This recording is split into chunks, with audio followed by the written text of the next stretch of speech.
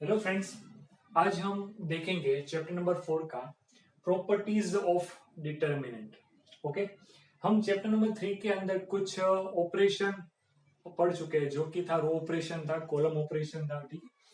उसकी मदद से हम इनवर्स फाइंड करते थे, तो उसका थोड़ा बहुत यहाँ पे यूज होगा। लेकिन प्रॉपर्टीज ऑफ डिटर्मिनेंट क्या है, किस किस प्रकार से वो हमको यूज में आएगी, वो सब यहाँ पे देखेंगे। सबसे पहली प्रॉपर्टी नंबर 1। ओके, अगर मुझे कोई मैट्रिक्स दिया है और स्क्वायर मैट्रिक्स है, तभी मैं उसका क्या निकाल सकता हूं, डिटरमिनेंट निकाल सकता हूं। ओके फ्रेंड्स, तो if all the rows are interchange by corresponding columns, then the value of determinant will remain same। इसका डायरेक्टली मीनिंग ये होता है कि मुझे जो भी डिटर्मिनेंट दिया है उसकी मैं सारी की सारी रो को, मतलब ऐसे लिखूंगा, सारी की सारी रो को करस्पॉन्डिंग कॉलम में अगर चेंज कर दूंगा, ओके, तो क्या हो जाएगा, डिटर्मिनेंट का जो भी आंसर आता था वो कोई फर्क नहीं पड़ेगा, एज इट इज रहेगा। जैसे कि मैं कोई 2x2 मैट्रिक्स लेके आपको डिटर्मिनेंट फाइंड करता हूं, ये 0, ये 5। ओके, ये 2x2। ओके, तो इसका डिटरमिनेंट का आंसर क्या आता है आपको पता है, ये क्या होगा, 2 - 1 0 5, ये हो गया 10 - 0। ओके, अब मैं क्या करूंगा, इसका रो को कॉलम में कन्वर्ट करूंगा, कॉलम को रो में कन्वर्ट, तो वन टाइप से मैं क्या कर रहा हूं, ट्रांसपोज कर रहा हूं और कुछ नहीं। ओके, तो मैं यहाँ पे ये ऑपरेशन करूंगा, तो यहाँ पे एक ट्रांसपोज मुझे क्या मिलेगा फ्रेंड्स, 2 - 1 0 5। ओके, नाउ अगर मैं इसका डिटर्मिनेंट निकालता हूं तो आपको ये जो मिलेगा वो कुछ ऐसा मिलेगा, 10 - 0, तो ये क्या हो गया 10। तो आप देख सकते हो मैंने मेरे मैट्रिक्स को, मतलब स्क्वायर मैट्रिक्स को डिटर्मिनेंट के रूप में लिखा है, फिर रो को करस्पॉन्डिंग कॉलम, फर्स्ट रो को फर्स्ट कॉलम, सेकंड रो को सेकंड कॉलम में कन्वर्ट कर दिया, तो मुझे डिटरमिनेंट का आंसर क्या मिला, सेम मिला, चेंज नहीं होता है। ओके फ्रेंड्स, यही चीज आप 3x3 के लिए भी प्रूफ कर सकते हो, तो आप ये रिजल्ट आगे बहुत ज्यादा काम में लगने वाला है आपको। Okay, second property, property second मुझे क्या बोलती है, अगर अगर मैं किसी दो रो को या फिर दो कॉलम को, किसी दो रो को या दो कॉलम को इंटरचेंज करता हूं, तो मेरे डिटरमिनेंट का जो भी आंसर आएगा वो क्या हो जाएगा, उसकी वैल्यू ऑपोजिट हो जाएगी। क्या हो जाएगी, opposite. If we interchange place of any two row और column, then new then the value of new determinant will be opposite। Opposite मतलब क्या होता है, अगर ये ओरिजिनल डिटरमिनेंट प्लस होता था तो हमको माइनस मिल जाएगा, अगर ओरिजिनल माइनस होता था तो ये हमको क्या मिल जाएगा, प्लस मिल जाएगा। ये होता है ऑपोजिट। इसको मैं लिखूंगा कैसे, सपोज आई को मैं किसके साथ, जे के साथ, मतलब इंटरचेंज, यहां पे लिखूंगा interchange I throw with J throw. मैं आई नंबर की रो को जे नंबर की रो से इंटरचेंज कर रहा हूं, इसको आप सी आई इंटरचेंज, सी जे भी लिख सकते हो। ये क्या होता है, interchange ith column with jth column. Okay friends, answer क्या होगा, आंसर हो जाएगा ऑपोजिट। यही एग्जांपल लेके आपको बता रहा हूं कि ये मेरा मैट्रिक्स 2 by 2 का था, ये 2 -1 0 5। ओके, मैं क्या कर रहा हूं यहाँ पे, ये ऑपरेशन कर रहा हूं R1 इंटरचेंज R2 में, फर्स्ट एंड सेकंड रो को क्या कर रहा हूं इंटरचेंज, तो उसका डिटरमिनेंट में ऐसे लिखूंगा, ये 0 5, ये क्या हो गया, ये हो गया 2 -1। ओके, तो ये मेरा क्या था, ओरिजिनल ये था, तो ये क्या हो जाएगा, A1 हो जाएगा नया डिटरमिनेंट। ये मैंने ए के अंदर ये ऑपरेशन किया तो मुझे नया A1 मिला, A1 डिटरमिनेंट। तो इसका आंसर क्या आता है, इसका आंसर आता है 0 -10, तो ये हो गया -10। और मेरे डिटरमिनेंट ए का आंसर क्या आ रहा था फ्रेंड्स, 10 आ रहा था, देख सकते हैं आप। ओके, सो यहाँ पे लिखूंगा, सो determinant of a is equal to 10 but determinant of a1 is equal to -10। तो यहाँ पे ये प्रूफ हो गया। सेकंड नंबर की प्रॉपर्टी कि अगर मैं किसी दो रो को या दो कॉलम को इंटरचेंज करता हूं तो मेरा डिटरमिनेंट का आंसर क्या हो जाएगा फ्रेंड्स, ऑपोजिट हो जाएगा। एक और बात, आप एक रो को एक कॉलम के साथ इंटरचेंज नहीं कर सकते, या तो सारी की सारी रो को सारी कॉलम में इंटरचेंज करना है, या किसी दो रो को या दो कॉलम को इंटरचेंज करना है फ्रेंड्स।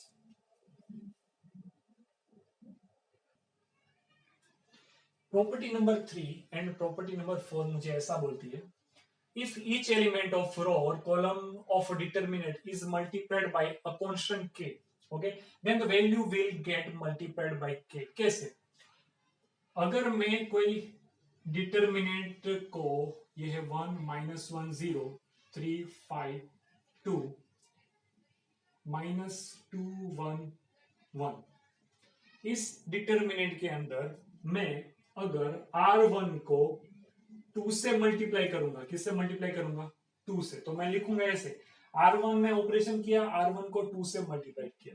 ओके, तो जो आंसर, इसका आंसर मिलेगा वो इस डिटरमिनेंट के आंसर से कितना गुना होगा फ्रेंड्स, 2 गुना होगा। कैसे, 2 से मल्टीप्लाई किया इसलिए, अगर 3 से मल्टीप्लाई करता तो मल्टीप्लाई बाय 3 हो जाएगा। कैसे, चलो मैं इसका सॉल्यूशन निकाल के देता हूं। डिटरमिनेंट ऑफ ए, ये आपको फाइंड करना आता है, यहाँ पे क्या आएगा 5 -2 माइनस माइनस प्लस 1, ये हो गया 3 माइनस माइनस प्लस 4, और ये तो हो गया 0। ओके, तो ये क्या मिल गया मुझे, ये 3 प्लस 7 इज इक्वल टू, मुझे डिटरमिनेंट ऑफ ए क्या मिल गया है 10।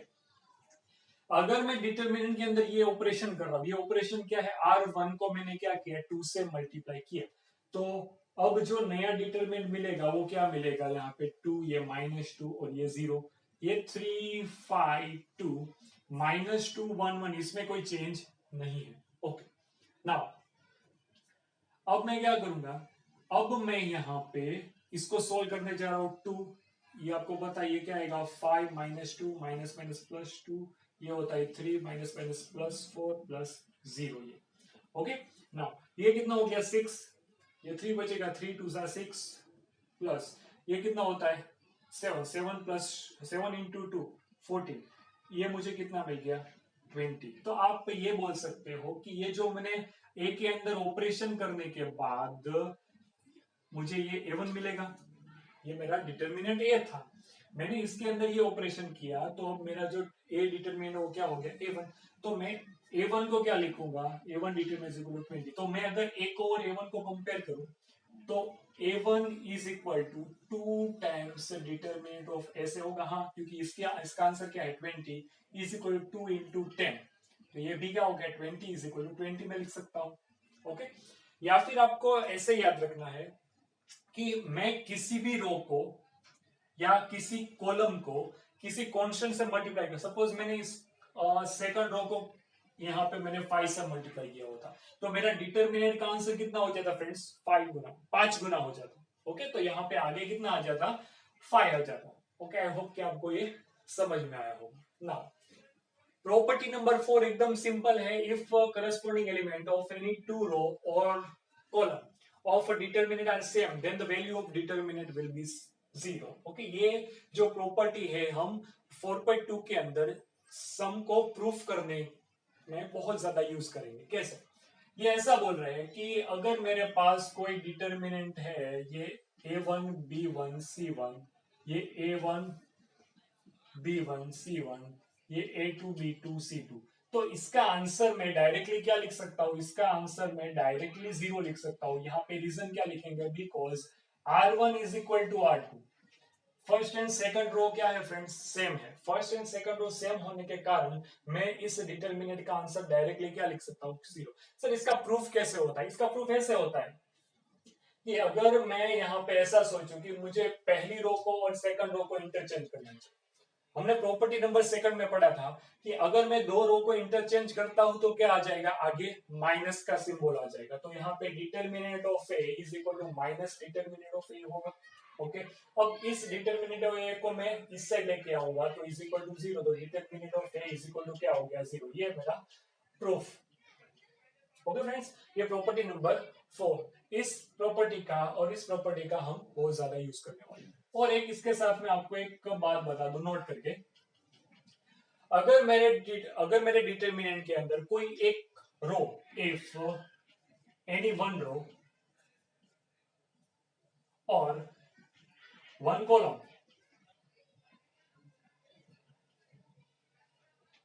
सारे के सारे एलिमेंट 0 रखती है, मतलब if all elements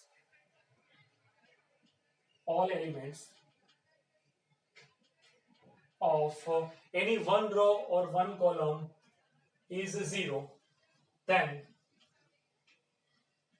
determinant is 0। Okay, value of determinant क्या हो जाएगी, 0 हो जाएगी। कैसे, मैं आपको यहाँ पे a इज इक्वल टू 0,052, चलिए इसका आप सॉल्यूशन करिए। मैंने 2/2 का लिया, आप 3/3 का लेके भी क्रॉस चेक कर सकते हो। यहाँ पे कंपलसरी डिटरमिनेंट का आंसर मुझे क्या मिलने वाला है, 0 ही मिलने वाला है, क्योंकि ये एक रो क्या है, 0 है फ्रेंड्स।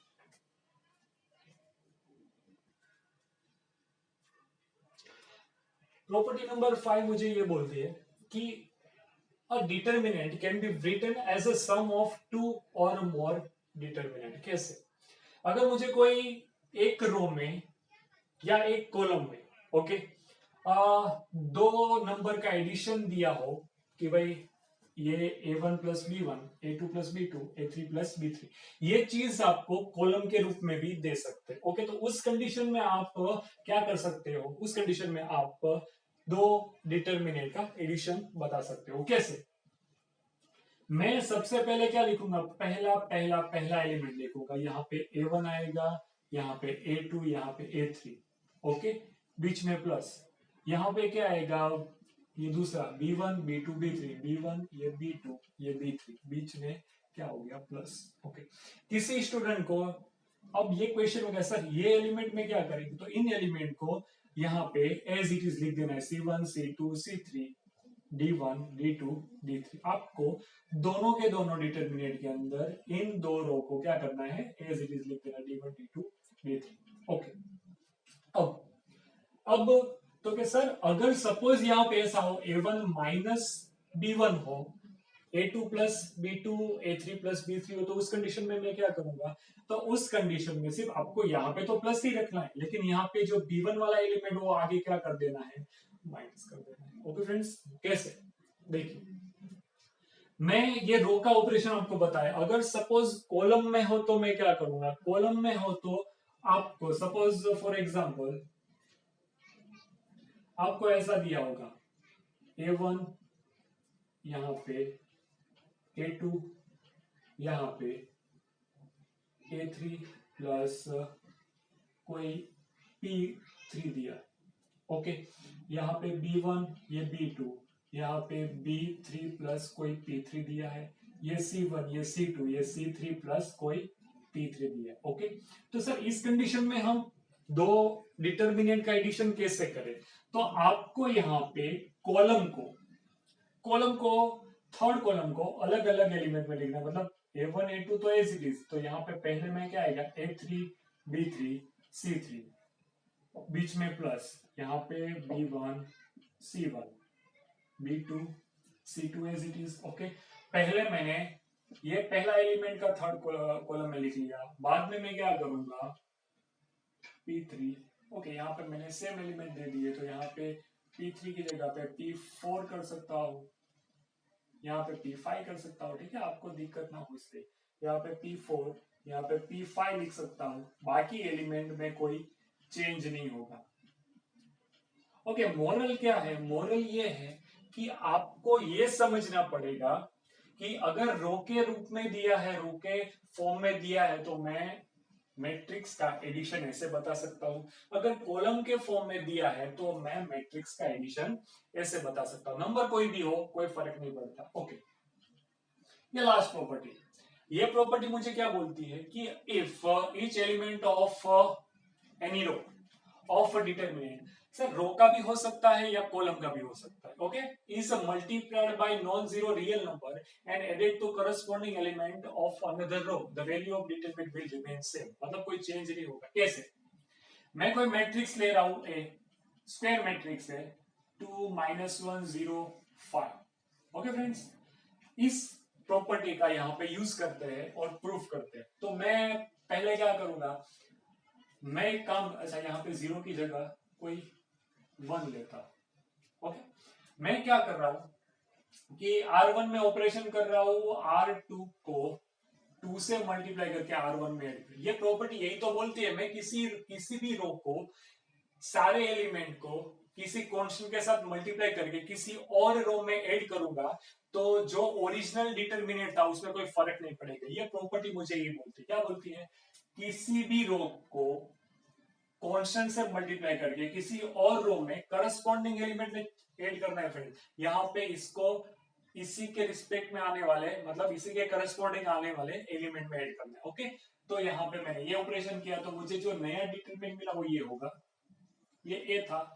ओके, तो now determinant of A1 is equal to, यहाँ पे क्या लिखूंगा फ्रेंड्स, मैंने क्या किया, सेकंड रो को 2 से मल्टीप्लाई करके ऊपर ऐड किया तो यहाँ पे क्या बन गया, 4 बन गया।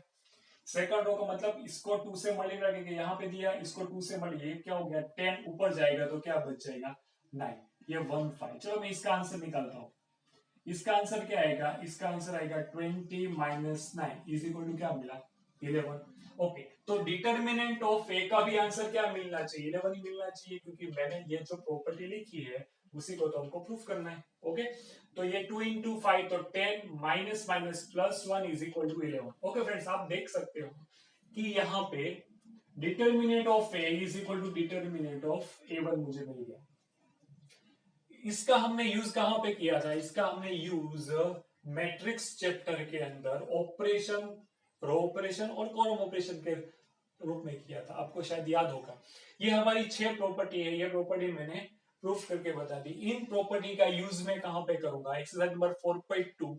ये ऐसी प्रॉपर्टी है जिसका यूज करके मैं सम को वेरी वेरी इजी बना सकता हूं। तो आपको ये 6 प्रॉपर्टी अच्छे से याद होनी चाहिए।